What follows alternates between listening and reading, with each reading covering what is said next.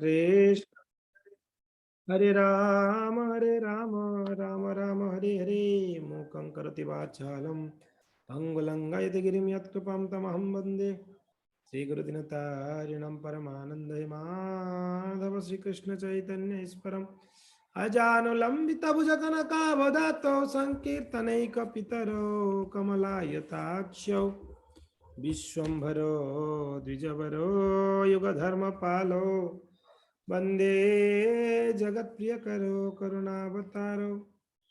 ओम नमो भगवते श्रीकृष्ण चैतन्य चंद्राय। ओम नमो भगवते श्रीकृष्ण चैतन्य चंद्राय। ओम नमो भगवते श्रीकृष्ण चैतन्य चंद्राय। हरे कृष्णा। तो आज बहुत परम पावन दिवस है। वैसे द्वादशी है, साथ साथ में आज 3 महान आचार्यों का तिरोभाव है। एक तो कृष्णदास कविराज गोस्वामी हैं, उनका तिरोभाव है। दूसरा है रघुनाथ भट्ट गोस्वामी का तिरोभाव है, साथ साथ में रघुनाथ दास गोस्वामी का भी तिरोभाव। तो रघुनाथ दास गोस्वामी, रघुनाथ भट्ट गोस्वामी के बारे में तो हम सभी को वैसे भी नॉलेज है। ये दोनों षड गोस्वामी में से 2 हैं। तो जो कृष्णदास कविराज गोस्वामी हैं वो और कोई नहीं है, श्री चैतन्य चरितामृत का रचयिता। चैतन्य चरितामृत को लिखे हैं, वर्णन किए हैं, वही कृष्णदास कविराज गोस्वामी है। तो चैतन्य मंगल लिखे हैं वृंदावन दास ठाकुर, चैतन्य चरितामृत लिखे कृष्णदास कविराज गोस्वामी। तो कृष्णदास कविराज गोस्वामी के बारे में थोड़ा बहुत जो चैतन्य चरितामृत में ही प्राप्त होता है उसको थोड़ा सा चर्चा करेंगे, फिर बाद में हम रघुनाथ दास गोस्वामी के बारे में चर्चा करेंगे। तो कृष्णदास कविराज गोस्वामी बर्धमान जिला की नौहाटी ग्राम के पास में एक झामटपुर करके गांव है। उस झामटपुर में उनका जन्म हुए थे, उनका आविर्भाव हुआ था। अभी उस जगह पे कृष्णदास कविराज गोस्वामी जो गौर निताय को स्थापना करे थे, उनका सेवा पूजा आज भी हो रहा है उस गांव में, झामटपुर में। ये झामटपुर कहाँ है? वर्धमान जिला के नौहाटी करके गांव के पास में ही है। ठीक है जी। तो कथा आती है, कृष्णदास कविराज गोस्वामी कहते हैं कि नित्यानंद प्रभु का एक सेवक थे, उनका नाम था श्री मीनकेतन रामदास करके। नित्यानंद प्रभु को सब जानते हैं, नित्यानंद प्रभु को हम सभी जानते हैं। नित्यानंद प्रभु चैतन्य महाप्रभु, नित्यानंद प्रभु श्री गौर निताय। तो नित्यानंद प्रभु बलराम स्वयं है, उनके एक सेवक थे, भृत्य थे, उनका नाम था श्री मीनकेतन रामदास।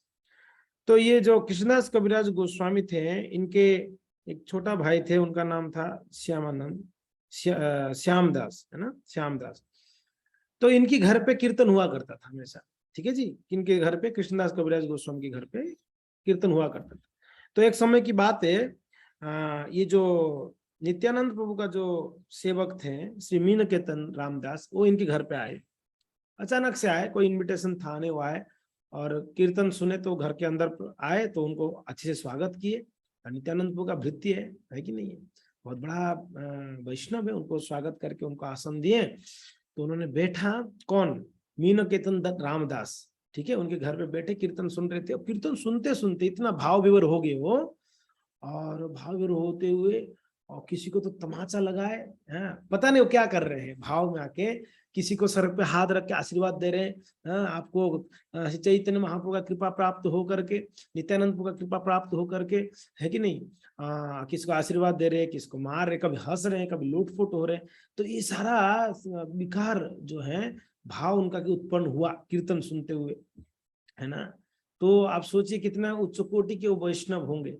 भगवान का नाम सुनते ही उनके जो शरीर रोमांच होने लगा, उनका कंठ गदगद होने लगा, तो भाव में आ गए। तो मगर उनका जो नित्य कृष्णदास कविराज गोस्वामी का जो भाई थे श्यामदास, उनका छोटा भाई, वो चैतन्य महाप्रभु को तो मानते थे, चैतन्य महाप्रभु का भक्ति अच्छा, मगर नित्यानंद प्रभु को उतना मीन्स उनका श्रद्धा नहीं था। चैतन्य महाप्रभु को जानते थे, भगवान है, उनके प्रति बड़ा श्रद्धा था। तो उन्होंने जब ये आए थे, कौन उनका नाम क्या है, मीन कीर्तन रामदास जब आए तो उन्होंने खड़े होकर उनको सम्मान भी नहीं किया। बाकी सभी ने उनको सम्मान किया, उनको बिठाया, तो उन्होंने उनको सम्मान भी नहीं किया। तो तब मीन कीर्तन रामदास कहते हैं, उनको इंगित करते हुए, यही तो द्वितीय सुत रोम हर्षण बड़ देव देखी ना कोइल प्रद्युगमन प्रत्युद्गम, कह रहे हैं ये है दूसरा रोमहर्षण आ गया। देखो, एक रोमहर्षण हुआ जब बलराम जी आए तो सब उठ के उनको प्रणाम किए, रोमहर्षण उठे नहीं थे।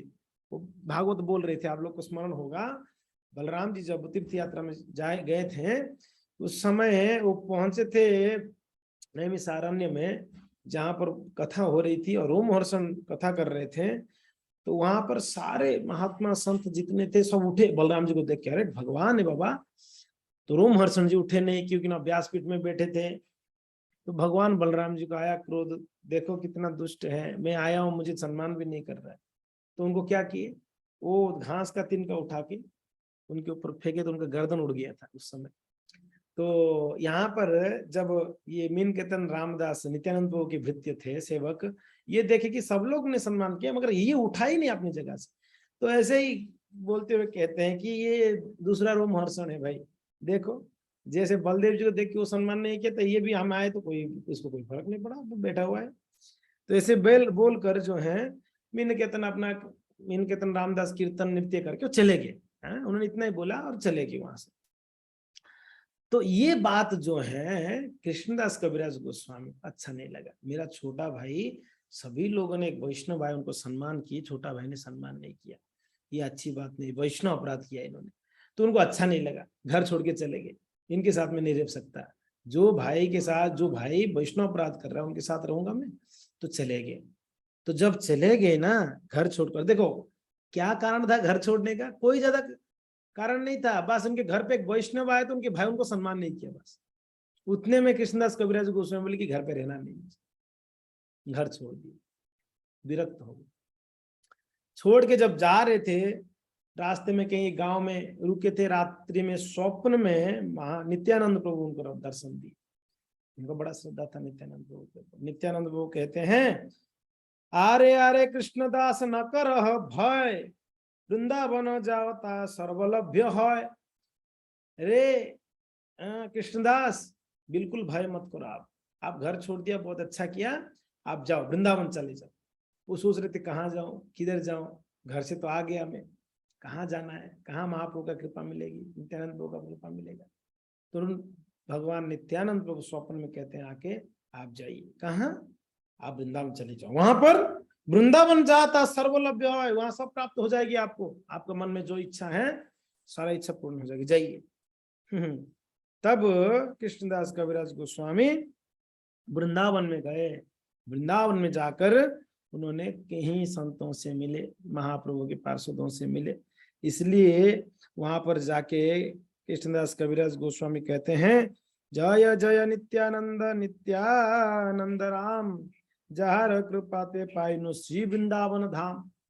जय हो नित्यानंद प्रभु, जय हो, जिनकी कृपा से मुझे वृंदावन धाम प्राप्त हुआ। कृष्णदास कविराज गोस्वामी कहते हैं, जय जय नित्यानंद जय कृपामय, जहा होते पाइनु श्री रूप सनातन आश्रय। जय हो नित्यानंद प्रभु, आपकी जय हो, आपकी कृपा से मुझे रूप सनातन के आश्रय मिला वृंदावन आने के बाद। मुझे कहाँ पता था मैं वृंदावन जाऊं, कहाँ जाऊं, आपने मुझे आज्ञा दी और आपकी कृपा से मुझे किनका, रूप सनातन का आश्रय मिल गया। जहा हईते पाइनु रघुनाथम महाशय, जहा होते पाइनु श्री स्वरूप आश्रय। हे नित्यानंद प्रभु, आपकी कृपा से मुझे रघुनाथ गोस्वामी का कृपा मिली, संग मिला, और मुझे स्वरूप दामोदर गोस्वामी का कृपा प्राप्त हुई, आश्रय मिला। सनातन कृपाए पाइनु भक्ति र सिद्धांत, सनातन गोस्वामी का संग में मैं भक्ति का सिद्धांत को सीखा। श्री रूप कृपाए पाइनु भक्ति रस प्राप्त, रूप गोस्वामी की कृपा से मुझे भक्ति का रस प्राप्त हुआ। जय जय नित्यानंद चरणार बिंद, जाहते पाइनु श्री राधा गोविंद। हे नित्यानंद प्रभु, आपकी कृपा से मुझे श्री राधा गोविंद, जय श्री राधा गोविंद भगवान की जय, मुझे राधा गोविंद का कृपा प्राप्त हुई है। एक वैष्णव जो होते हैं ना, हमेशा कृतज्ञ रहते हैं, हमेशा दूसरे के प्रति कृतज्ञ। ऐसा नहीं कि बोलते मैं अपने दम पे भक्ति कर रहा हूँ, मुझे कोई हेल्प थोड़ी ना किया जाए। हमारा भजन साधन जो भी हो रहा है थोड़ा बहुत है ना, वो हो रहा है वैष्णव की कृपा से। तो इसलिए हमेशा कृतज्ञ होना चाहिए कि आपने बहुत अच्छा किया प्रभु जी, मेरा कोई श्रेय नहीं, मैं प्रयास कर रहा हूँ, ये तो मेरे गुरु वैष्णव का कृपा है प्रभु, थोड़ा बहुत मैं ट्राई कर रहा हूँ। ये वैष्णव का भाव ऐसे होता है, वो कभी अहंकारी नहीं बनते। तो यहाँ पर देखिए वो कहते हैं कि जगाए माता हईते मुई से पापिष्ट, पुरुषेर कीट हईल मुई से लघिष्ठ। हाँ, और मोरो नाम सुने जे तार पुण्य क्षय, मोरो नाम लय जे तार पाप है। कितना विनम्रता देखो, कृष्णदास कविराज गोस्वामी कहते हैं चैतन्य चरितामृत में, कहते हैं कि मुझे तो चैतन्य महाप्रभु का कृपा प्राप्त हुई, नित्यानंद प्रभु की कृपा से, राधा गोविंद की कृपा, मगर मैं कैसा हूं, जगह मादा हुई तो दुई भाई पापिष्ट, उनसे भी गया गुजरा पापी हूं। जगह भाई से मेरा नाम अगर कोई सुन लेता है तो उसका पुण्य क्षय हो जाएगी। कृष्णदास कविराज गोस्वामी कहते हैं अगर किसी ने मेरा नाम सुन लिया तो उसका पुण्य क्षय हो जाएगा। मेरा नाम अगर कोई बोल दिया अपने मुख से, कृष्णदास कविराज करके कोई अगर बोल देता है तो क्या होगा, उसका पाप बढ़ जाएगा। हाँ? विनम्रता देखो आप कृष्णदास कविराज गोस्वामी, बहुत विनम्रता है। यही निगुण्य मोर केवा कृपा करे, यही नित्यानंद बिनु जगत भीतरे।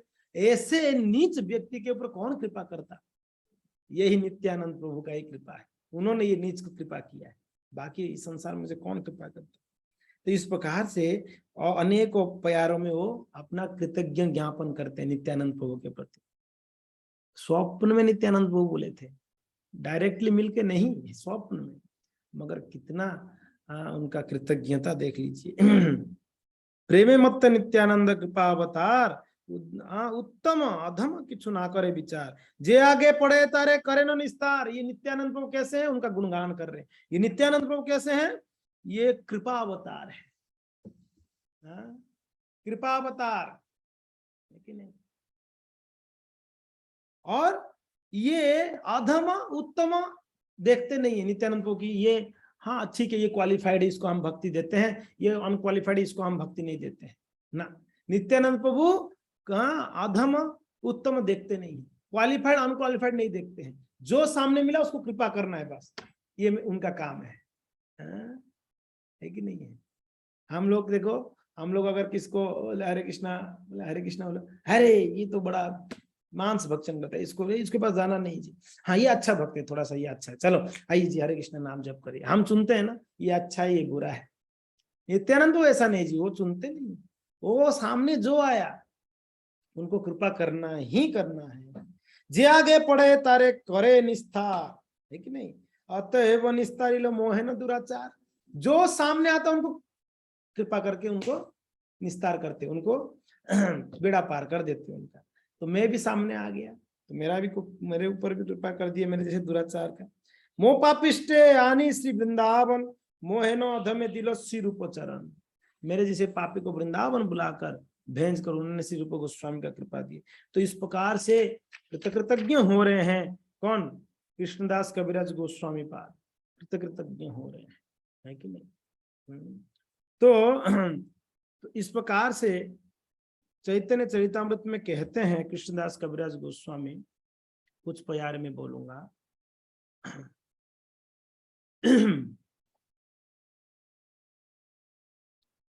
चैतन्य नित्यानंदे तार परम विश्वास, कारो इसके पीछे देखना पड़ेगा, कारो गदाधर पंडित,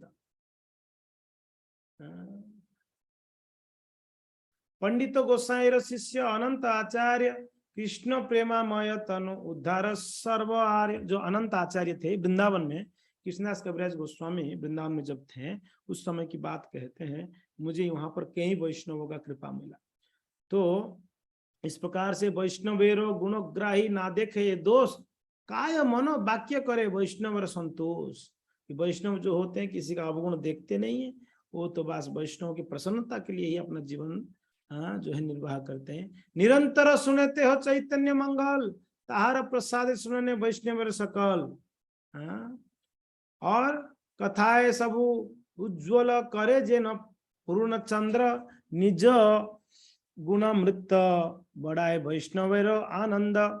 तेह अति कृपा करी आज्ञा कइल मोर, गौरांगेर शेष लीला बर्निवार तार। तो जो भक्तगण है वृंदावन की, वो मुझे क्या किए, मुझे आज्ञा दिए। ये कृष्णदास कविराज गोस्वामी स्वयं कहते हैं, मुझे आज्ञा दिए। क्या आज्ञा दिए? चैतन्य महाप्रभु का जो लास्ट की लीला है, पास्ट टाइम है, वो वर्णन करिए प्लीज। कौन है वो?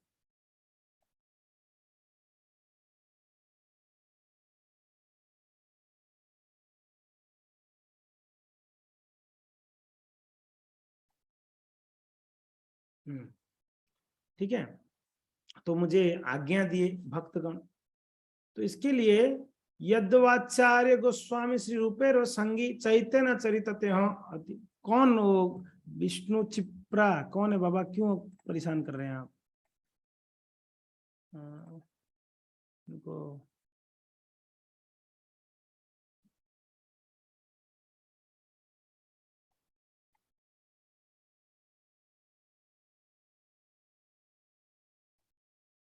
ठीक है।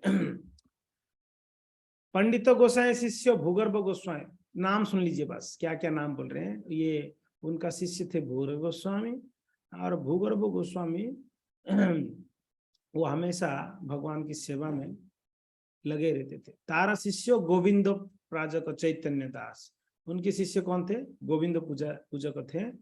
वो भगवान चैतन्य महाप्रभु का बड़े अति दास थे। मुकुंदानंद चक्रवर्ती प्रेम कृष्ण दास, आचार्य गोसाई शिष्य चक्रवर्ती शिवानंद, ये सारा नाम ले रहे हैं। ये सभी मुझे आदेश दिए। क्या आदेश दिए? कि हे कृष्णदास कविराज, आप क्या करो, आप चैतन्य चरितामृत का चैतन्य महाप्रभु का लास्ट लाइन बताओ। मोरो आज्ञा करिल सबे करिनु करुणा करिया, तारा सबार बोले लिखी निर्लज्जा होया। कहते मुझे सब लोगों ने आज्ञा किए चैतन्य चरितामृत, चैतन्य का लीला को लिखो, लास्ट लीला को। मैं निर्लज, देखो मैं भी लिख रहा हूं। मैं बुद्धू व्यक्ति हूँ, मूर्ख व्यक्ति, मैं लिखने गया। अब बताओ, मैं बड़ा निर्लज हूँ और मैं लिखने गया। मुझे क्या औकात है, मैं लिखूंगा? मेरे पास कौन सा ज्ञान है, मेरे पास कौन सा ऐसा क्वालिफिकेशन है? वैष्णवेरो आज्ञा पाया चिंतित अंतर है, मगर वैष्णव लोग मुझे आज्ञा दिए, आपको लिखना पड़ेगा जी। हम कैसे महाप्रभु का लास्ट लाए, हमको पता चलेगा। मदन गोपालो गेलन आज्ञा मागी बार, बोले चलो वैष्णव का तो आज्ञा हो रहा है, मगर भगवान तो आज्ञा दिए ही नहीं मुझे, वैष्णव लोग तो आज्ञा दिए। तो मैंने गया मदन गोपाल के पास। मदन मोहन है वृंदावन में, मदन मोहन है, ठीक है। तो मदन मोहन के पास गए, ठीक है जी। तो क्या हुआ देखिए, दर्शन करे कलिनु चरण बंदन, गोसाई दास पुजारी करे चरण सेवन। तो मैं राधा मदन मोहन की मंदिर में जाकर मैं भगवान का प्रार्थना किया। तो वहां पर एक पुजारी थे गोसाई दास करके, उन्होंने भगवान का सेवा करते थे। कहाँ? मदन मोहन जी का, ठीक है जी। प्रभुर चरण यदि आज्ञा मागिला, चरण यदि आज्ञा मागिला, प्रभु कंठ होते माला खसिया पड़ीला। तो जब मैं जाके भगवान के सामने प्रार्थना कर रहा था, उतने में क्या हुआ, राधा मदन मोहन की गले का हार मेरे ऊपर गिर गया, खसिया पड़ीला मेरे ऊपर गिर गया। सब वैष्णव गण हरिध्वनि दिलो, वहां पर जितने वैष्णव थे ये देखकर हरि बोल हरि बोल हरि बोल करके हरिध्वनि दिए। गोसाई दास आने माला मोरो गले दिला, वो गोसाई दास जो सेवक थे वो तो एकदम प्रसन्न होकर हार को लाके मेरे गले पे डाल दिया। क्योंकि ना मैं प्रार्थना करने गया था आज्ञा मांगने भगवान को कि आज्ञा है कि नहीं, वैष्णव लोग तो मुझे आज्ञा दिए लिखने के लिए, मगर भगवान का आज्ञा है कि नहीं है। तो मदन मोहन जी को जाके मैं प्रार्थना कर ही रहा था, क्या करूं, वैष्णव लोग बोल रहे हैं लिखने के लिए, मैं तो मूर्ख हूं, आपका आज्ञा है कि नहीं। तब उतने में मदन मोहन जी के गले से हार नीचे गिरा, तो पुजारी लाके उनके गले पे डाल दिया। तब ये कन्फर्म हो गया कि भगवान भी यही चाहते हैं कि मैं लिखूं चैतन्य चरितामृत। तो आज्ञा माला पाया हमारा होइला आनंद, और ताहा ताहानी करीनु यही ग्रंथेरो आरंभ। जैसे ही भगवान का मेरे ऊपर कृपा हुई तो मैं बहुत आनंदित हो गया और भगवान का आज्ञा मिलने के बाद मैंने चालू किया ये ग्रंथ को लिखना। यही ग्रंथ लिखा है मोरे मदन मोहन। बात ये है मैंने लिख रहा हूं, ये मदन मोहन स्वयं लिखवा रहे हैं, ये कह रहे हैं। देखिए श्रेय किनको दे रहे हैं? मदन मोहन जी को। मदन मोहन जी लिखवा रहे हैं जी, मेरा क्या औकात है मैं लिखूंगा। हमारा लिखा है ये ना सुकेर पठन। मैं लिख रहा हूं मीन्स क्या है? सुकेर पठन। सुकेर पठन यानी क्या पता है? तोता जो होता है ना, उसका खुद का कोई ये नहीं होता है, उसको जो सिखाया जाएगा वही बोलेगा। आपने देखा अगर जो पालतू पाला हुआ तोते होते हैं उनको सिखाते हैं राम राम राम, तो वो राम राम बोलता ही रहेगा दिन भर, राम राम राम, ठीक है जी। अगर उनकी सिखा दिया होगा श्याम श्याम, तो श्याम श्याम बोलता रहेगा। देखा आपने तोता को जो घरों में पालते हैं? हाँ, उनको जो सिखाएगा वही बोलेगा है कि नहीं? तो वैसे ही यहाँ पर कृष्णदास कविराज गोस्वामी क्या कहते हैं, मैं तो वही लिख रहा हूं जो मदन मोहन मुझे बोल रहे हैं, बाकी मेरा क्या ज्ञान है मैं चैतन्य चरितामृत लिख पाऊंगा। हमारा लिखा न ध्यान सुकेर पठन, बस मैं तो तोता जैसा काम कर। सही लिखी मदन गोपाल, ये लिखिया और कास्टेरो पुतली जेनो कहा के नचाए। तो कहते हैं भगवान चाहे किसी को भी नचा सकते, कुछ भी करा सकते हैं। मैं मूर्ख हूं, देखो जैसे एक कांट का पुतला होता है ना, उसको जैसे नचाओगे वैसे नाचेगा। आप जैसे उसको नचाओगे उसको वैसे ना, क्योंकि वो काठ का पुतला है, उसका कोई जीवन नहीं है, वो खुद दिमाग नहीं लगा सकता है कुछ। वैसे ही कृष्णदास कविराज गोस्वामी अपना विनम्रता ज्ञापन कर रहे हैं, मैं तो कांट की पुतला जैसा हूँ, मुझे राधा मदन मोहन जैसे नचा रहे मैं वैसे नाच रहा हूँ। मुझे जो लिखवाने के लिए लिखवा रहे हो मैं वही लिख रहा हूँ, बाकी मेरा कोई अपना कोई ज्ञान नहीं है। हाँ, कुलोदी वेदवत मोरो मदन मोहन और यार सेवक रघुनाथ रूप सनातन। वृंदावन दासेरो पाद पद्म करी ध्यान, तारा आज्ञा लया लिखी यह तो कल्याण। तो मैंने रूप सनातन और वृंदावन दास ठाकुर का आज्ञा से मैं चैतन्य का लीला लिख रहा हूँ। चैतन्य लीलाते व्यास वृंदावन दास। एक्चुअली चैतन्य चरितामृत को लिखने का जो क्वालिफाइड व्यक्ति है वृंदावन दास, मैं नहीं हूं। तारा कृपा बिना अन्य ना होए प्रकाश, उनकी कृपा के बिना मैं तो कुछ भी नहीं लिख सकता। हाँ? मूर्ख नीच क्षुद्र मुई विषय लालस, वैष्णवाज्ञा बोले करी एते को साहस। क्या विनम्रता है, हृदय फट जाएगा ऐसा विनम्रता देखकर। मैं मूर्ख नंबर 1, नीच व्यक्ति, क्षुद्र बहुत छोटा हूं, मेरा हमेशा विषय लालसा रहता है, विषय भोग का मेरा इच्छा है, मगर क्या करूं, वैष्णवों का आज्ञा है इसके लिए थोड़ा साहस कर रहा हूं, क्योंकि ना वैष्णव लोग आज्ञा दिया है ना। कितना वैष्णवों को सम्मान, देखो कितना वैष्णव का अपना जीवन में श्रेष्ठ मानते हैं। मेरा कोई औकात नहीं है, वैष्णव बोले इसलिए मैं कर रहा हूं। तो अगर सेवा प्राप्त होती है हमें, अगर कोई आज्ञा प्राप्त होता है, कोई वैष्णव देते हैं, तो हम अनक्वालिफाइड होने पर भी, वैसे तो हम क्या क्वालिफिकेशन हमारा बताइए, कोई क्वालिफिकेशन है हमारा? अगर देखा जाए तो कोई क्वालिफिकेशन नहीं है, 0 क्वालिफिकेशन है हमारा। मगर कोई वैष्णव आज्ञा देते तो सोचिए कि आज्ञा में ही शक्ति है, वो शक्ति संचार कर रहे हैं। तो हम क्वालिफिकेशन नहीं है फिर भी प्रयास करेंगे, क्योंकि ना वैष्णव को प्रसन्नता के लिए। कभी कभी कहते हैं प्रभु जी मैं ये सेवा के लिए क्वालिफाइड नहीं, मुझे नहीं आता है, आप दूसरे को बोलो। अरे मूर्ख बाबा, ये आपको चुना गया है सेवा के लिए, आप क्यों सेवा को छोड़ना चाहते हो? सेवा करने के लिए तो हजारों भक्त है, लाखों भक्त है, करोड़ों भक्त है, ठाकुर जी का सेवा करेंगे, वैष्णव का सेवा। आपको चुना जा रहा है तो आप क्यों हाथ से गवा रहे हो ये सेवा? हाँ, हम डरता है, अरे ये सेवा करने से पता नहीं क्या हो जाएगा, मेरा धन खर्च हो जाएगा क्या, हाँ मेरा समय चला जाएगा क्या। ना जी ना ना ना, बहुत भाग्यशाली जो होते हैं जिनके ऊपर ठाकुर जी का कृपा होगा, उन्हीं को आज्ञा मिलेगा वैष्णव गुरु के द्वारा, ये सेवा करेंगे क्या आप? है कि नहीं? अगर हमें आज्ञा नहीं मिल रहा है मीन्स हम दुर्भागा है। अगर कोई सेवा का आज्ञा मिल जाता है तो सोचो कि हमारा कितना सौभाग्य होगा। अरे वैष्णव हमें सेवा करने बोल रहे हैं जी, वो कोई भी सेवा हो, सारा सेवा महान होता है। तो यहाँ पर कृष्णदास कविराज गोस्वामी का देखिए कितना कृतज्ञता है, कितना विनम्रता, कृतज्ञता। देखो वो बोलते कि मैं इतना नीच हूं फिर भी मैं अनक्वालिफाइड हूं, चैतन्य चरितामृत लिखना कोई सामान्य चीज है, महाप्रभु का लीला को मुझे कोई क्या, मगर वैष्णव लोग आज्ञा दिए ना, मुझे पता ये मैं उनकी प्रसन्नता के लिए करूंगा। कोई बात नहीं, मैं प्रयास करूंगा, हो तो अच्छा है, नहीं हो तो कोई बात नहीं, मगर होगा पक्का। क्यों? इतना भरोसा था कृष्णदास कबीरदास, क्योंकि ना वैष्णव का कृपा है मेरे ऊपर, वो चाह रहे मीन्स करवा के रहेंगे, क्योंकि ना मेरा तो कोई क्वालिफिकेशन, मैं तो काठ का पुतला हूं, वो तो करा रहे हैं मेरे से, वो करा रहे हैं तो हो ही जाएगा, ठाकुर जी करा रहे हैं मेरे से। इसलिए सेवा करते समय भाव यही हो कि मेरा क्या ये क्वालिफिकेशन हो कि मैं भगवान का हार बना सकूं, भोग बना सकूं, झाड़ू कर सकूं, क्लास दे सकूं, कीर्तन कर सकूं, बिल्कुल भी नहीं। हाँ, ठाकुर जी करा रहे हैं, वैष्णव की कृपा है, इसलिए प्रयास कर रहे हैं जी, बस ये भाव होना बहुत जरूरी है। तो कहते हैं श्री रूप रघुनाथ चरण यही बल, यार स्मृत्य सिद्ध होया वांछित सकल, श्री रूप रघुनाथ पदे जारास, चैतन्य चरितामृत कहे कृष्णदास। श्री रूप रघुनाथ जी का कृपा से हम चैतन्य चरितामृत को हम अभी वर्णन करने के लिए प्रयास कर रहे हैं। तो ये उनका विनम्रता है।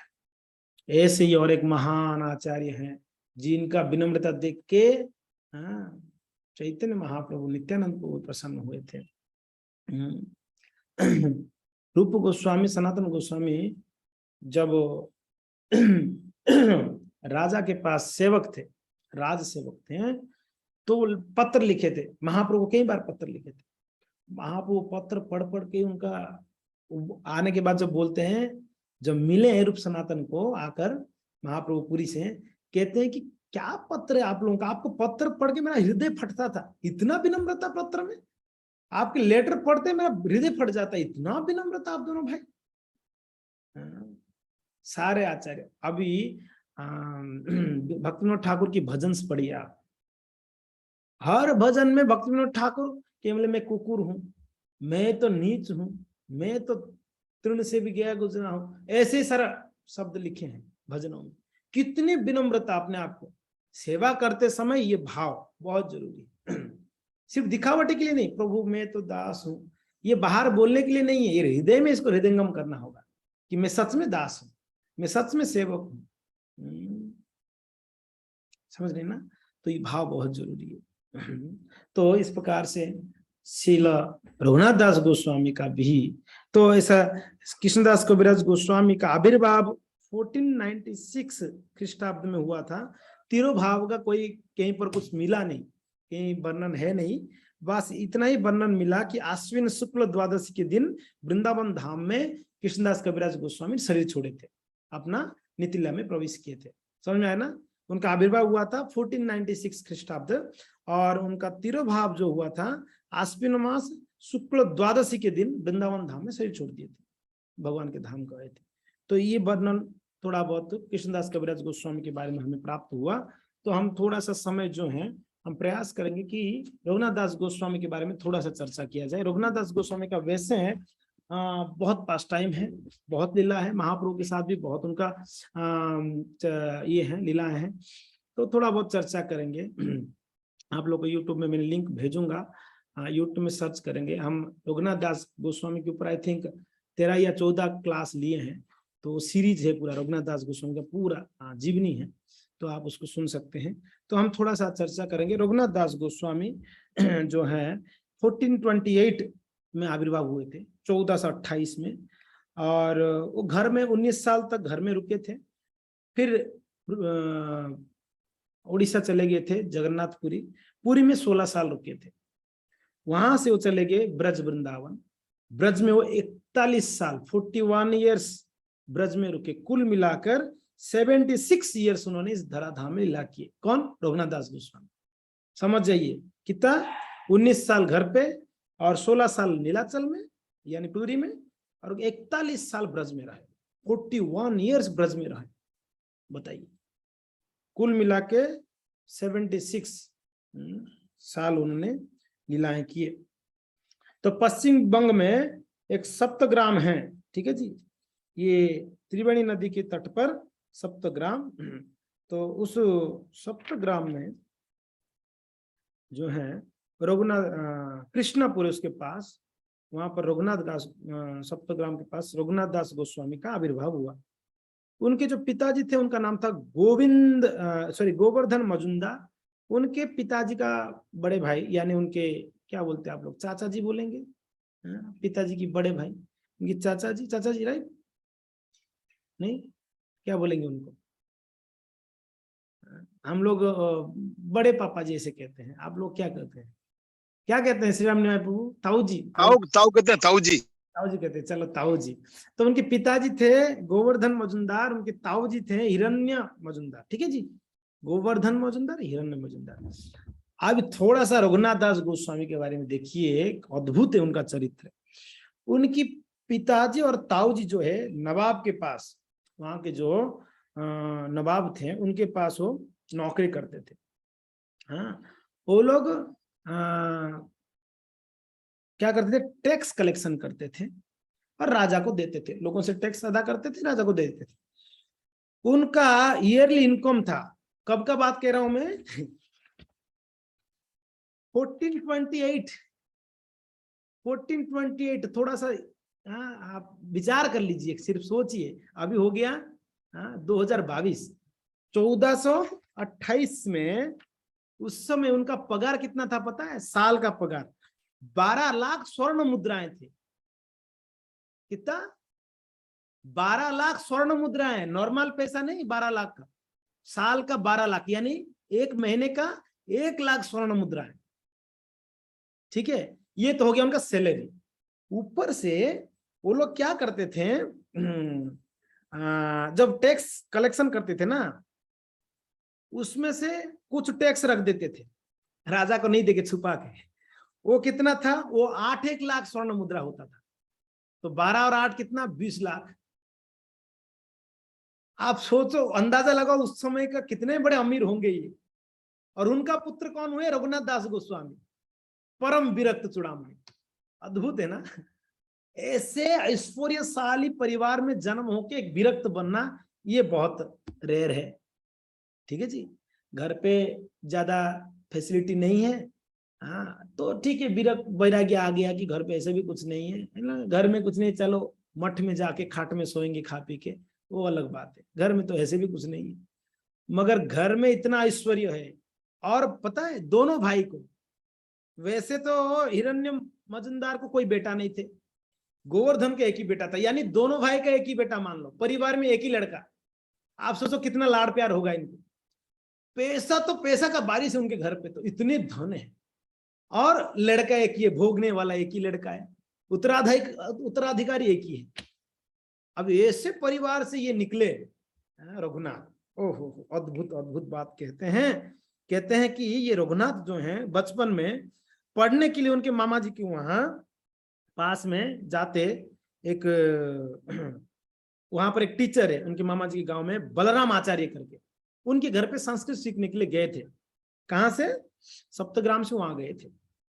तो सौभाग्य देखिए रघुनाथ का, रघुनाथ दास गोस्वामी का सौभाग्य ये हुआ, जब वो सप्तग्राम में थे, बलराम आचार्य के घर पे जब पढ़ते थे संस्कृत, उस दौरान हरिदास ठाकुर उस बलराम आचार्य के घर पे उस समय रहते थे। ये हरिदास ठाकुर उनके गांव में आए थे, तो बलराम आचार्य अपने घर पे बुला लिए थे, हमारे घर पे रहो महाराज, जब तक रहते हो इधर ही रहो, हम आपका सेवा करेंगे, आप बढ़िया से खाओ पाओ भजन करो। हरिदास ठाकुर रह के वहां पर कितना कितना नाम जप करते थे, कितना पता है? 3 लाख नाम जपते थे हरिदास ठाकुर, 3 लाख नाम। और इसी दौरान रघुनाथ उनको मिले, दर्शन किए, अरे तो नाम जपते हैं। बस ये साधु संगत का फल देख लो, ऐश्वर्य घर पे भरा हुआ, ऐसे धनाढ़ परिवार से, मगर हुआ क्या, गड़बड़ कहां हो गया था इनका, इनकी बचपन में ही हरिदास ठाकुर का संग मिल गया था, ये गड़बड़ हो गई थी। ये साधु की कृपा असलियत में, हाँ उजस देखिए, असलियत में साधु कृपा क्या है? साधु, हम सोचते साधुओं की कृपा से हमारा धन धान्य थोड़ा अच्छा हो जाए, बिजनेस व्यापार अच्छा चल जाए, ठीक है जी, और थोड़ा हमारा बेटा फर्स्ट क्लास में पास हो जाए, मेरे बेटी का विवाह हो जाए अच्छा लड़के के साथ में, ये सारा साधु की कृपा असलियत में नहीं है। देखा जाए तो साधु की कृपा हो रहा है मीन्स आपको कितना संसार से विरक्त उत्पन्न हो रहा है, उतना साधु की कृपा हो रहा है, ये असलियत में कृपा है। कितना भोग से हमारा विरक्त हो रहा है, हमारे भोग में मन उब रहा है, यानी सोचो कि सही में साधुओं का कृपा हो रही है, गुरुदेव का कृपा हो रहा है। हमारा भोग में मन बढ़ रहा है, मन और ज्यादा भोग करने का इच्छा हो रहा है, मेरे से कृपा नहीं हो रही साधुओं का, तो जाके चरण पकड़ना चाहिए, प्रभु जी भोग में मन अभी भी फंसा हुआ है, प्लीज कृपा करिए ना, थोड़ा भोग से निवृत्ति हो तो भजन में मन लगे। समझ में आ रहा है ना? तो साधु की असली कृपा तो यही है महाराज कि हम भोग से निवृत्ति होकर भजन में लग जाए, त्याग की ओर जाए। हमारा त्याग मार्ग है, भोग मार्ग तो है ही नहीं है, भजन भोग मार्ग है ही नहीं, भजन त्याग मार्ग। कोई अगर ये सोचे दोनों चलाएंगे, हम भोग भी करेंगे, थोड़ा थोड़ा त्याग भी होता रहेगा, दोनों नाव में पैर रखेंगे तो डूबेंगे, नहीं हो पाएगा। तो ये त्याग मार्ग है, भजन का मार्ग त्याग मार्ग है। ऐसा कोई उदाहरण है जो खूब भोग करते हुए भजन करके भगवत धाम चला गया? एक उदाहरण बताओ, ऐसा कोई है तो। खूब भोग करके भगवत धाम चला गया। भोग में मन रहेगा तो भजन में मन लगेगा नहीं, पहली बात तो ये सही बात है। अगर भोग में मन हो तो भजन में मन लगता है? नहीं लगता है। भजन में मन लग रहा है जिनका, सोचो कि भोग से उब गया है वो, उसको कोई लेना देना नहीं भोग से, है ना? ये दोनों ट्रेन की दो पटरी है, कहीं नहीं मिलेंगे ये दो। ट्रेन की दो पटरी कभी नहीं मिलना है, वो वैसे ही चलेंगे। तो वैसे ही भोग और जो ये भजन है, ये दोनों ट्रेन की पटरी कभी मिलेंगे नहीं, अलग अलग ही चलना है। तो कभी मिलाने का ट्राई मत करो, मैं भोग विलास भी करूंगा और मैं साथ साथ में भजन भी करूंगा, वो नहीं जमेता एक्चुअली। तब वो शुद्ध भक्ति नहीं, मिश्र भक्ति होगा। हम कर तो रहे हैं मगर साथ साथ में सब भोग विलास भी चलते हैं, तो वो नहीं। तो यहाँ पर भक्तों, ये रघुनाथ जी जब मिले किनको, हरिदास ठाकुर को, तो उस समय हरिदास ठाकुर के साथ उनका कृपा मिल गई थी हरिदास ठाकुर को। हाँ, और उसके बाद घर पे आए, बस घर पे आए तो कहीं मन नहीं लग रहा था घर पे, उनके मन में था कि कब भाग चले जाऊं। हाँ, तो हरिदास ठाकुर को जब मिले थे, हरिदास ठाकुर ने चैतन्य महाप्रभु के बारे में, नित्यानंद प्रभु के बारे में बोले थे उस समय कि चैतन्य महाप्रभु स्वयं भगवान है, अभी बड़े कृपा अवतार लिए हुए हैं, चैतन्य नित्यानंद सबके ऊपर कृपा कर रहे हैं। तो ये हरिदास ठाकुर रघुनाथ जी ने सुना था, तो तब से मन में ठान लिया था कि मुझे जाना है तो चैतन्य महाप्रभु की शरण में जाना है। तो घर पे आने के बाद गुमसुम सा रहते थे, किसी बात नहीं करते थे, कोई लेना देना नहीं, पैसा धन से, पिताजी से, ना कोई व्यक्ति से। इतना नौकर चाकर घर में, इतने नौकर चाकर है। हाँ, आप अगर खास लोगे तो कोई एक रुमाल लाके दे देगा, लो महाराज आप ये रख सकते हो। हाँ, इतने में से आप, मैं उदाहरण दे रहा हूँ कि कितने नौकर चाकर है, आपको कुछ करने का जरूरत नहीं, सब वही करेंगे।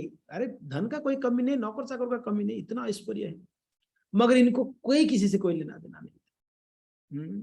तो हुआ क्या, तो रघुनाथ दास को खबर मिली बाद में, चैतन्य महाप्रभु संन्यास ले लिए। चैतन्य महाप्रभु जो कृपा अवतार, करुणा अवतार से चैतन्य है, वो निमाई पंडित क्या कर लिए, संन्यास ले लिया, घर छोड़ दिए। तब तो इनके हृदय में और वैराग्य उत्पन्न हो गया। अरे जो महाप्रभु घर छोड़ दिए तो मैं कौन, ये बहुत बड़ा है, घर पे पड़ा रहूं, मुझे भी संन्यास लेनी, मुझे भी चली जानी है घर से। वो बड़े इंस्पायर हुए महाप्रभु का संन्यास सुनकर। बस अभी दिमाग में तो यही चल रहा था कि मौका मिलेगा तो भाग जाऊंगा यहाँ से घर से। मगर बड़ा, अब उनकी पिताजी को तो इतना पता नहीं कि बेचारे इसके मन में क्या चल रहा है। वो तो बोले कि चलो मेरा बेटा है, हाँ अच्छा खासा शादी विवाह करेगा, हाँ बढ़िया से घर पे रहेगा, हमारा बिजनेस व्यापार यही संभालेगा। तो यही सोचते हैं ना हर माता पिता, क्या सोचते हैं, बेटा बड़ा होगा तो हमारा बिजनेस संभालेगा, है कि नहीं। किनको ये थोड़ी ना पता है कि रघुनाथ दास भाग जाएगा, किसी नहीं पता था, तो यही सोचते थे। वो एक दिन क्या हुआ, एक दिन भाग गए रघुनाथ गोस्वामी, देखे अंधेरा रात, पिताजी सोए हैं, बस भाग चले, भाग गए। पता चला उनके पिताजी, अरे भाग गया, भाग क्यों गया भाई, क्या हो गया, क्या कमी हो कर दिया हमने बेटा को, भाग गया। अरे भेजे सिपाहियों को, दौड़ के गए रघुनाथ दास को, बहुत दूर चले गए थे, पूरी भागे थे, पूरी जाने के लिए महाप्रभु को मिलने, क्योंकि उनको पता था महाप्रभु संन्यास लेने के बाद पूरी चले गए, तो बोले कि बस पूरी पहुंचना है किसी भी हाल में। भाग गए थे तो रास्ते में पकड़ के ले आए, रास्ते से ये लोग पकड़ के ले आए। पकड़ के लेके आए, पिताजी बोले क्या हो गया तेरे को, क्या कमी रखा हम आपको, घर से क्यों भाग के जा रहे हो। तो अभी कुछ बोल नहीं रहे, अभी कुछ बोलना है, गड़बड़े पकड़ में आ गए ना। तो उनके पिताजी क्या किया पता है, 5 सिपाही पहरेदार, 4 सेवक, 2 ब्राह्मण साथ में रख दिए, पूरा पहरेदार, कैमरे की नजर में रख दिए। कैमरा यानी वो सीसी कैमरा नहीं, लोगों को लगा दिए, इसको ध्यान रखना भाग ना चले जाए। तो बाद सिपाही लोगों का पूरा ध्यान इसके ऊपर रहता था, रघुनाथ क्या कर रहा है, कहाँ जा रहा है, क्या कर रहा है, घर से बाहर नहीं निकलने देते थे लोग।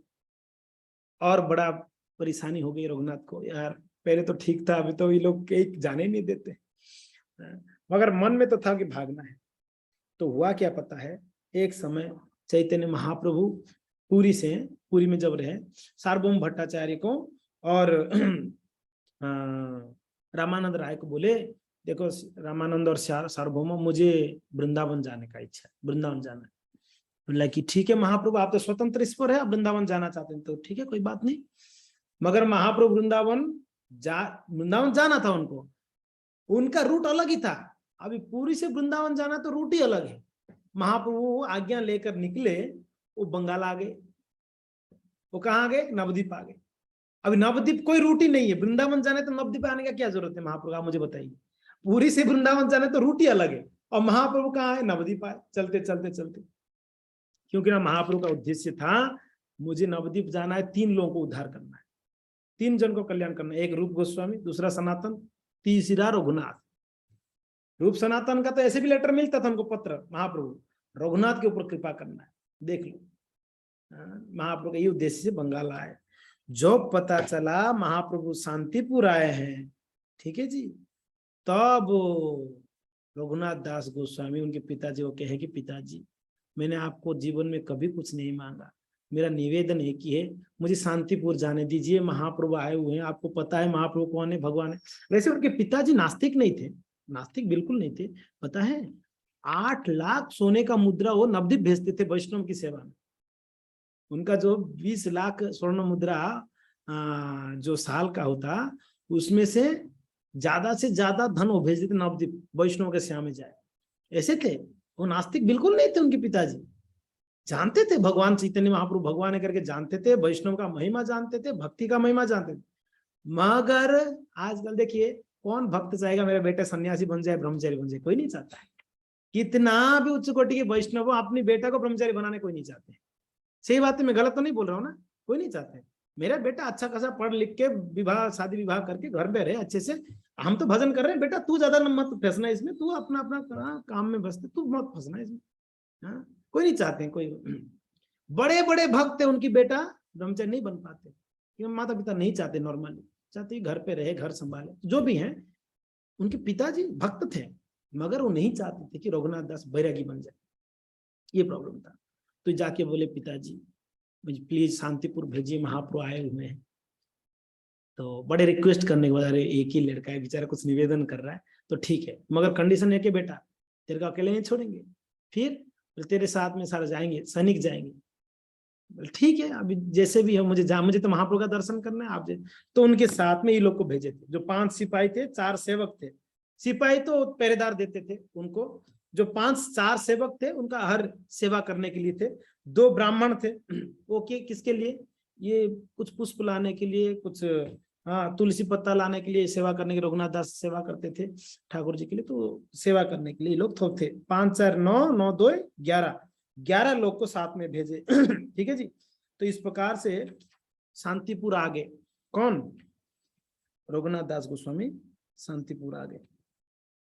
एक मिनट मैं प्यार निकालू एक बार। मध्य लीला 1687, मध्य लीला 1687, ये तो हो गया। ये निकालते हैं।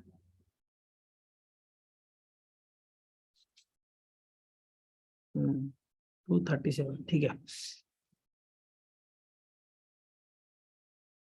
237।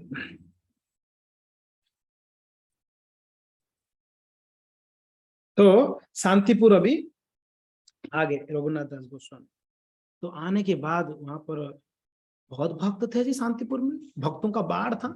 महाप्रभु को दर्शन करने, अरे निमाई आया है, सन्यास ले लेगा, उसके बाद पहली बार आए हैं नवद्वीप में, तो सभी रुंड हुए महाप्रभु का दर्शन करने। तो वहां रघुनाथ भी आए थे। तो रघुनाथ दास गोस्वामी जो है महाप्रभु को मिले। महाप्रभु के मिलने के बाद महाप्रभु बोले कि ठीक है रघुनाथ, अच्छे से भजन करना। तो रघुनाथ बोले महाप्रभु मुझे अभी घर नहीं जाना है, मुझे आपके साथ ही चलना है। बोले अरे मैं वृंदावन जा रहा हूँ बाबा, बोले आपके साथ चलूंगा मैं। बोले क्या है, और मेरे साथ में देखो कितने लोग पहरेदार है, मुझे जम नहीं रहा है, मुझे तो आपके साथ चलना है, बस मुझे अभी घर नहीं जाना है। तो महाप्रभु ये देख कर क्या बोलते हैं पता है, रघुनाथ दास का ये सुनकर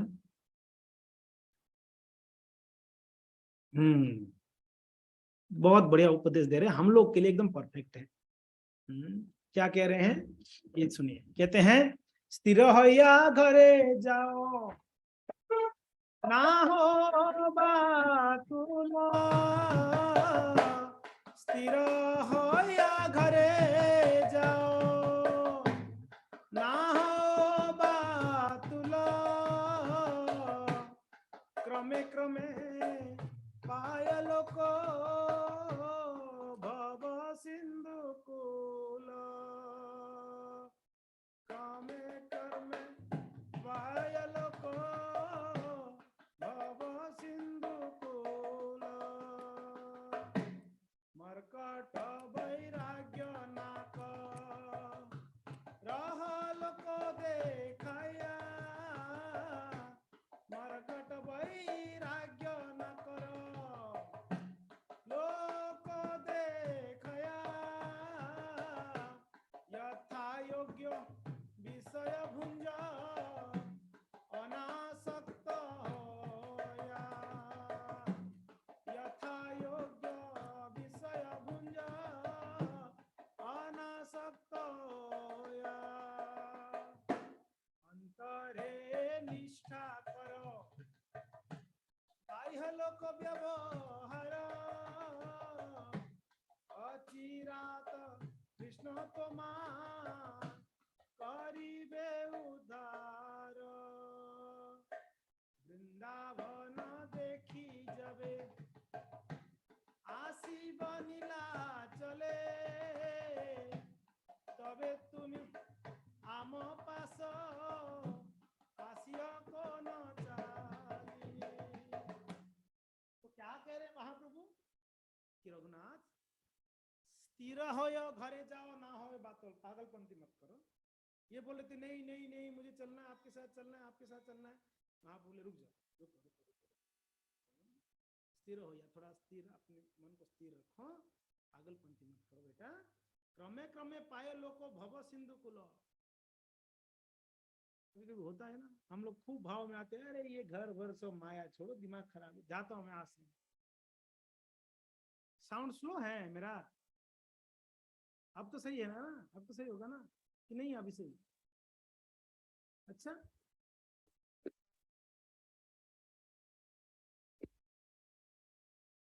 अब ठीक है, चलेगा। वो मृदंग बजाते समय ना वो साउंड नहीं होता है, वो साउंड चला जाता है, ठीक है ठीक है। सो क्या बोल रहे थे, तो कभी कभी हम भाव में आ जाते हैं, नहीं सब विरक्त हैं, प्रभु जी हमें आश्रम में स्थान है क्या, क्या हो गया प्रभु, बड़ा परेशान हो गया पत्नी से प्रभु, त्रस्त हो गया, मुझे ये आश्रम में थोड़ा रहने के लिए जगह दे दो। हाँ कहीं कहीं आते हैं, कहीं आते हैं, फिर उनको समझा बुझा के घर पे भेजना पड़ता है। ये तो बस, हाँ आप जोश में आके बोल रहे हो। तो महाप्रभु यहाँ पर वो मेंशन कर रहे हैं, पहले तो कहते हैं कि पहले अपने मन को स्थिर रखो, ठीक है जी। और बातुल मत हो, पागलपंती मत करो, क्रमे क्रमे धीरे धीरे क्या होगा, ये लोक भव सिंधु कुल, ये भव सागर से आप मुक्त हो पाओगे धीरे धीरे, एकदम से नहीं, आज का आज मुझे सारा छोड़ के बस ये नहीं नहीं, ऐसा नहीं है। बाबा को जिम्मेदारियां हैं, घर द्वार का जिम्मेदारी है, तब अगर ऐसा ही होता तो पहले विवाह क्यों करे, पहले ही संत बन जाते। बोले प्रभु वही तो गलती होगी मेरे से, पहले अगर पता होता इसकोन विस्कोन तो हम विवाह नहीं करते, हम तो सीधा ही ब्रह्मचारी बनते, हमें पता ही नहीं था। कुछ माताएं आके हमें कहते हैं क्योंकि प्रभु जी पता ही नहीं था, नहीं तो हम भी विवाह नहीं करते। लेकिन मैया माताओं को तो विवाह करना ही चाहिए। कुछ माता बोला कहाँ फंस गया प्रभु जी, माया में फंस गया ना, घर द्वार में भजन के लिए समय नहीं मिलता है ना, ये सेवा ना वो सेवा ना था, ऐसा नहीं। देखो जी भजन हो सकती है, ये सारा भ्रम हमारे मन का है कि नहीं मैं घर पे रहूंगा तो नहीं कर पाऊंगा, मैं मंदिर में रहूं तो ही कर पाऊंगा, आश्रम ज्वाइन कर, नहीं जी, ये सारा मन की बहम है ना। हाँ कुछ अनुकूल वातावरण चाहिए। वो आश्रम हो, वैसे गृहस्थ एक आश्रम है, बड़ा आश्रम है, तो वातावरण हमको अनुकूल करना है, स्थान परिवर्तन भाई। इसलिए महाप्रभु क्या कहते हैं, गृह था के बने था को सदा हरि नमो डक। महाप्रभु बोले आप घर पे रहो जंगल में रहो कोई फर्क ना पड़े, हमेशा भगवान का नाम उच्चारण करो, भगवान का सेवा करो, हाँ तुलसी पत्ता भगवान को अर्पण करो, भोग लगाओ। तो स्थान को हमको परिवर्तन करने का जरूरत नहीं, स्थान को ही क्या करना चाहिए, अनुकूल करना है। घर में घर को अनुकूल वातावरण दे दो ठीक है जी, बस हो गया, मंदिर बनाओ। इसलिए हम कहते हैं हमेशा कि घर को मंदिर बनाओ, मंदिर को घर बनाओ, ठीक है जी। घर को मंदिर बनाना है और मंदिर को अपना घर बनाना है। अपना घर बनाना यानी मंदिर को यहाँ सारा सेवा पूजा में भाग लेनी है, जिम्मेदारी लेनी है। मंदिर नहीं है, यहाँ अपना घर है बाबा, हाँ अपना घर के हिसाब से। घर में कैसे कोई बोलने का जरूरत पड़ता है घर पे, हाँ कोई बोलता है ए अनुपम ये झाड़ू क्यों नहीं मारा आज, कोई बोलता है अनुपम माता जी आपको, नहीं बोलता है ना, आप बस खुद से आप झाड़ू लेके झाड़ू करते, क्योंकि मेरा घर है बाबा, है ना। मंदिर में बोलना पड़ता है माता जी प्लीज झाड़ू कर देंगे क्या, इसलिए मंदिर को घर बना दोगे तो आपको यहाँ आने के बाद कोई बोलेगा नहीं, खुद उठा के झाड़ू मारोगे आप, खुद उठा के सेवा करोगे, खुद किचन में जाके आप रोटी बेलेंगे, है जी नहीं। तो मंदिर को घर बना दो, घर को मंदिर बनाना चाहिए। अगर घर को घर ही रहोगे, घर ही रखोगे तो बड़ा दिक्कत हो जाएगी, बड़ा प्रॉब्लम होगा। इसलिए उसको मंदिर बना दो, ठाकुर जी का भोग लगाओ, सेवा पूजा करो, भगवान का आरती करो, फर्स्ट क्लास, है कि नहीं, समझ में आ रहा है ना। तो इसलिए हमें स्थान से परिवर्तन कभी नहीं करना है, हमको स्थान में रहना है। गृहस्थ आश्रम में रहो, कोई दिक्कत नहीं, कोई प्रॉब्लम नहीं। बात यह है कि हमें थोड़ा वातावरण को सही कर देनी है घर, तो फर्स्ट क्लास है। तो महाप्रभु इस बात को कहते हैं कि हे रघुनाथ आप पागलपंती मत करो, थोड़ा मन को स्थिर करो, प्लीज प्लीज, क्रमे क्रमे, धीरे धीरे, इतना जल्दीबाजी मत करो, धीरे धीरे होगा। अभी का भी बोल रहे हो मेरे साथ होगा, नहीं नहीं, मरकट वैराग्य ना करो लोग को दिखाइया। बेटा मरकट वैराग्य ज्यादा समय टिकेगा नहीं। यहाँ पर मरकट वैराग्य के बारे में कहते हैं, कुछ वैराग्य के बारे में शास्त्र में कहते हैं, ज्ञानम सुखम मरकटम च शुष्क, ज्ञानम शुष्क मरकटम च कुलम युक्त तथैव च।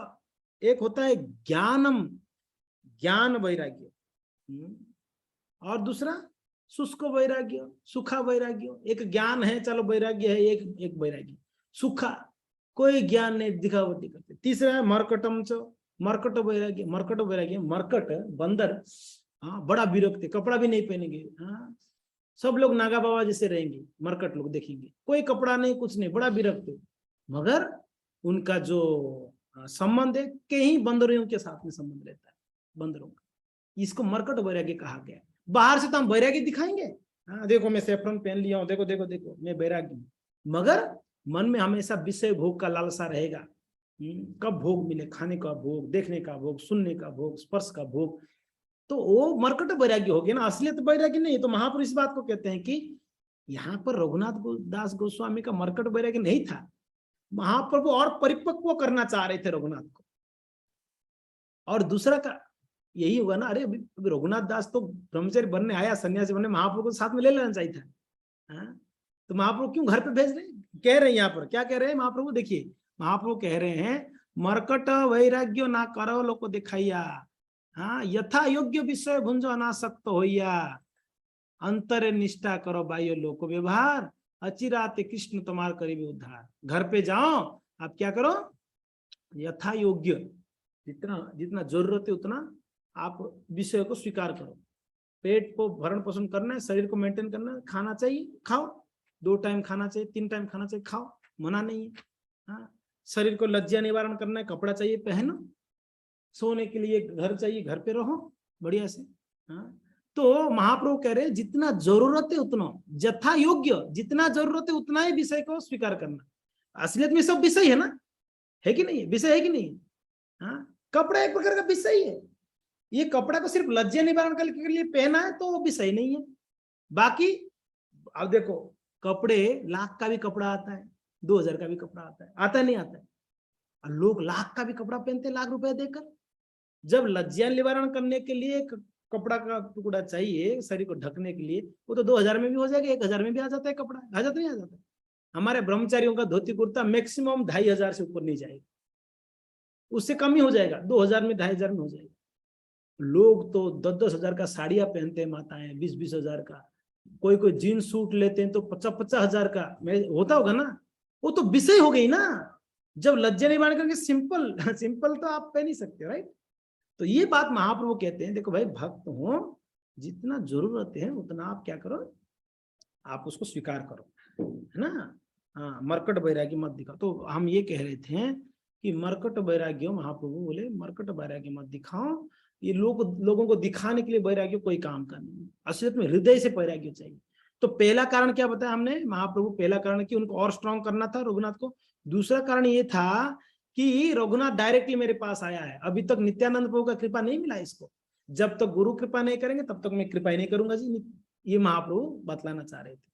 तो अभी डायरेक्टली महाप्रभु को मिलने आए थे ना रघुनाथ, तो अभी तक तो नित्यानंद प्रभु को मिले ही नहीं थे। तो महाप्रभु ये भी चाह रहे थे कि ये नित्यानंद प्रभु का कृपा हो तभी मैं इसको कृपा करूँ। जब तक गुरु वैष्णव का कृपा नहीं होता है तब तक भगवान कृपा नहीं करते ना। इसीलिए कृष्णदास कविराज गोस्वामी पहले वैष्णव का कृपा मिली, फिर जाकर का भगवान का कृपा प्राप्त किया, है कि नहीं। भगवान ने कृपा क्यों किए, लेकिन पहले से ही वैष्णव, वृंदावन के सारे वैष्णव इनके ऊपर कृपा कर रखे हैं, उन्होंने आज्ञा दे दिया तो फिर इनको तो करना ही है, तो भगवान कृपा करा। सेम चैतन्य महाप्रभु स्वयं भगवान है कि नहीं। तो महाप्रभु कृपा करे किस बात से, गुरु कहते ना, कहा गुरु कृष्ण प्रसाद पाए भक्ति लता बीज, है कि नहीं। जब कृष्ण का कृपा होती है तो गुरु प्राप्त होते हैं, प्रामाणिक गुरु। आज जब गुरु कृपा करेंगे तब कृष्ण प्राप्त होंगे। कृष्ण प्राप्त पहले नहीं होते, कृष्ण का कृपा पहले मिलती है। कृष्ण का कृपा क्या है, कृष्ण का कृपा ये है कि आपको एक शुद्ध वैष्णव गुरु मिल जाते हैं। वैष्णव का संग मिल गया इस्कॉन और शुद्ध गुरु मिल गया इस्कॉन के, तो ये किनका कृपा है, कृष्ण का कृपा है हमारे ऊपर, ठीक है। ये हो गया। अब वैष्णव और गुरु कृपा करते हैं, फिर कृष्ण के साथ हमारा मुलाकात कराते हैं। देखो जी ये नालायक नंबर 1 है, भगवान इनके पर कृपा करो, तब भगवान उनको प्राप्त हो। ये विधि है, यही कहा गया चैतन्य चरितामृत, राइट। गुरु कृष्ण प्रसाद पाए भक्ति लता बीज, फिर कृष्ण का कृपा होती है।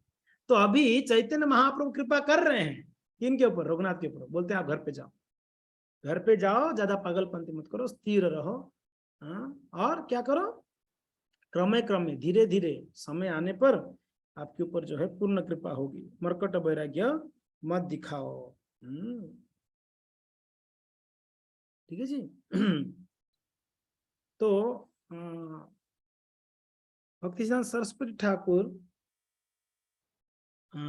युक्त वैराग्य को बतलाते हैं। युक्त वैराग्य एक होता है मरकट वैराग्य, एक होता है युक्त। युक्त वैराग्य क्या है, युक्त वैराग्य यानी सारे चीजों को भगवान की सेवा में लगाना। हमारे पास धन है, धन को गुरु वैष्णव भगवान की सेवा में लगाए। हमारे पास अच्छा कला है गाने का, तो कृष्ण के लिए कीर्तन करें। अच्छा बोलने का कला है तो भगवान का कथा बोलिए, है कि नहीं। अच्छा डिजाइन करने का ये है तो आके घर मंदिर में डिजाइन करिए, रंगोली बनाइए, कुछ और बनाइए, सजाइए, भगवान के मंदिर सजाइए। तो अपना जो भी गुण है, जो भी चीज है भगवान के, इसको कहते हैं युक्त वैराग्य। ये एक वैराग्य है, अपना सब कुछ चीज भगवान की सेवा में लगाना। तो इस प्रकार से मरकट वैराग्य से बचने के लिए कहे महाप्रभु। और यथा योग्य विषय, जो ये मैंने बताया, जितना जरूरत है बेटा उतना ही विषय को स्वीकार करना। फिर महाप्रभु आगे क्या कहते हैं, अंतर निष्ठा करो। ध्यान देना क्या क्या चीज बोले। पहले बोले स्थिर रहना, मन को स्थिर करना। दूसरा बोले पागलपंती मत करो, जल्दीबाजी मत करो। तीसरा बोले धीरे धीरे क्रमे क्रमे। और चौथा क्या बोल रहे हैं, मरकट वैराग्य छोड़ो, लोगों को दिखाने के लिए वैराग्य मत लो।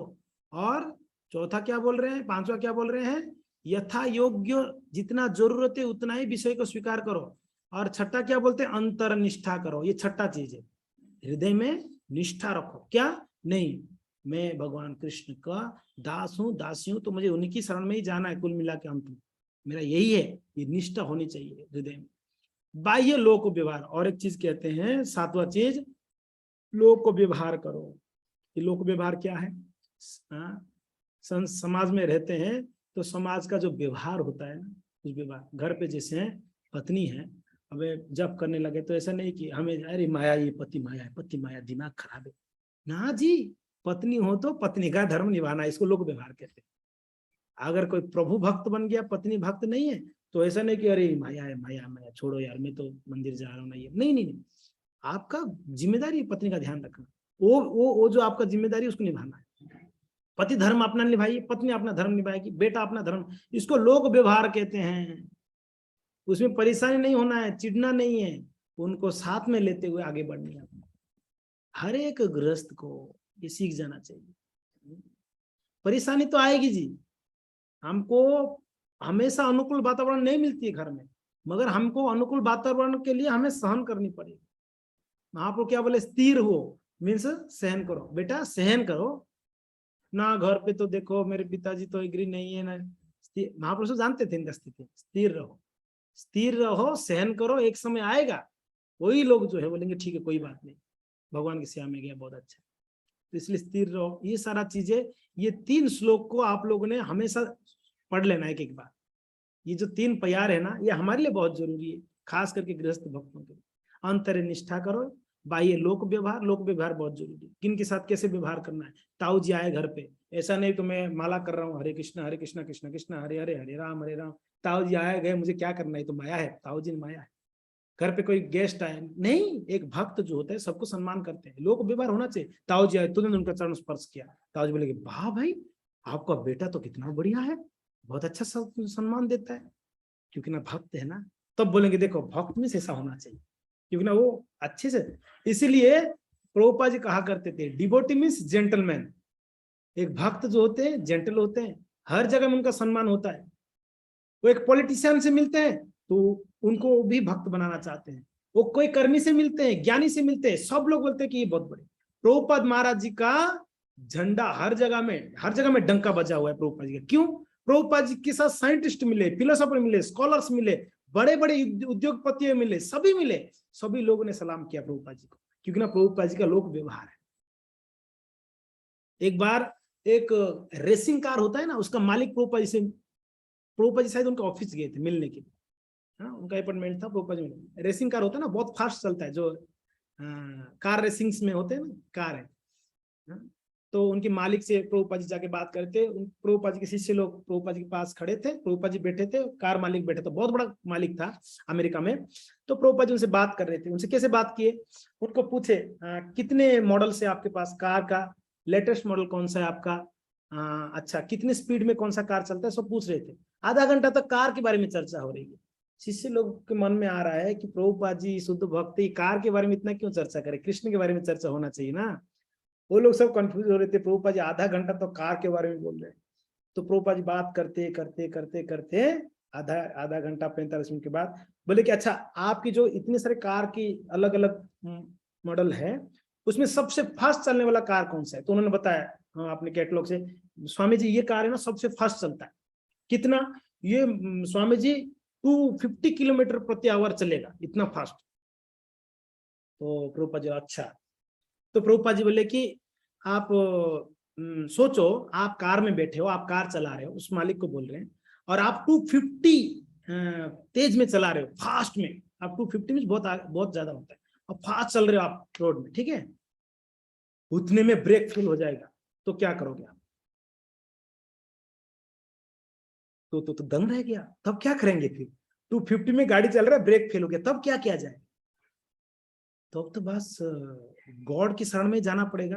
प्रभुपाद जी बोले कि बस यही है, मैं यही चाहता हूँ, ये सब करते रहो, गॉड की शरण में भी रहो, थोड़ा भगवान की शरण में भी आना, ये झोली माला लो, जप करो।